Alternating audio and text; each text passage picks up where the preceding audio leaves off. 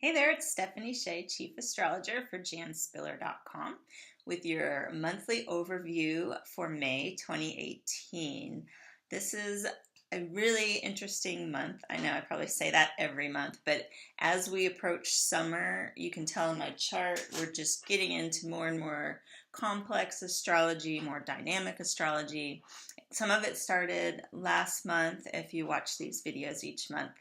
And the good news for May is that by the 3rd, we'll have cleared the shadow of Mercury retrograde that was happening March and April. So May is one of our good clear windows over the coming months to start some new beginnings. And I would really encourage you to take advantage of that because we are heading into kind of a retrograde season over the summer. We will have the shadow of the upcoming Mars retrograde hit about mid-month, but I feel we're going to have enough momentum from the new moon on the 15th to go ahead and initiate our new ideas, and yeah, June we'll start feeling a little more. So definitely get that going. This month's new moon on the 15th is in Taurus, which has to do with our resources, finances, self-worth. It's a great new moon to make financial goals or intentions. If you want to attract more money into your life, definitely write down your goals at this new moon. We also will have a significant event on the 15th, that same day, which will be the planet Uranus changing signs from Aries to Taurus.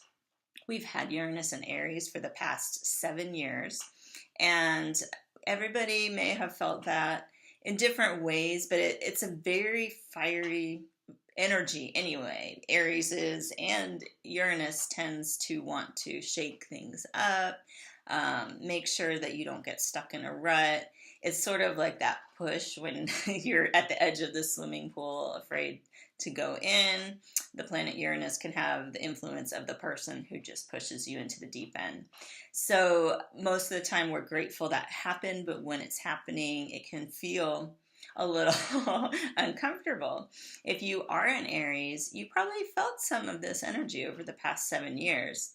And if you're a late degree Aries, towards the end of the sign, around the 16th through the 18th, this really could be strong for you right now. It was last year for those degrees and kind of another year of it because we'll have Uranus and Taurus for a few months, and towards the end of the year it will retrograde back into your sign into part of next year.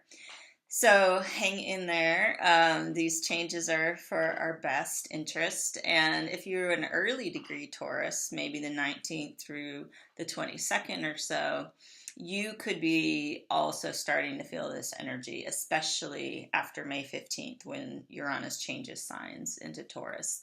On a global scale, you think of the economy. A lot of astrologers are equating Uranus and Taurus with cryptocurrency and new technologies and ways of doing business. It's not a stretch to think that probably will develop. It's already started, and Uranus and Taurus wants people to pursue new ways of making money, of doing business transactions, and the goal is financial freedom. So we don't have to be tied maybe to old systems that might not work so well. So that will all be in effect starting mid-month. We have the Jupiter-Neptune Trine continuing. It's going to be exact. And this is some of the astrology I told you about last month that's very emotional, spiritual. It's helping us let go of what we need to let go of, maybe on a material and a psychological level, and really change our attitudes. If it's a lot about, can we rely on ourselves and our personal power and our connection to a higher power? So anyone with tendencies to want to lean on people and think that they don't have their own strength within them, this astrology is going to make you look at that, and you may really want someone to rescue you, for example, and this is going to make you kind of own your stuff in that area and you'll feel a lot more powerful. That's only one of the themes. It's really complex. I'll try to talk about it more as it develops. So, and if you are a water sign, you may be feeling this strongly. It's all favorable. So you'll be in the flow, but the flow involves you doing some work. That's kind of always how astrology is anyway.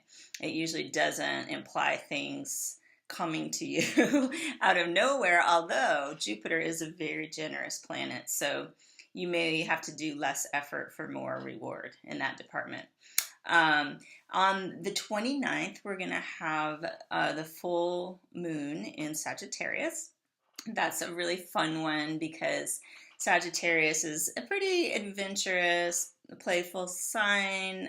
This is a great time to get out and meet new people.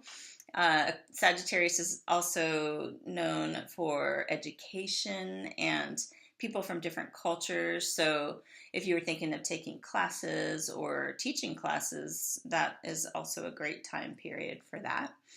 That's just kind of a brief overview of some of the themes coming up this month. If you want to know more and you enjoy watching videos, there's personalized horoscopes, either written or video form, when you become a subscriber to janspiller.com. That's all part of it. You can read your personal horoscope. You can watch your video horoscope, which may have slightly different information. We have a special golden years horoscope for people who are more in that phase of life, plus so many articles and information. If you want to know the best times to write your intentions at the new moon, you want to get the astrological edge column that really outlines some of these themes I briefly encapsulated in this video. I can't say enough good things about it. I think it's a wonderful resource that Jan established, and I'm proud to carry forward. So I hope if you're not a member that maybe you'll consider signing up for a membership. Just go to janspiller.com and you can find more information there. I will see everybody back in June, and have a wonderful May.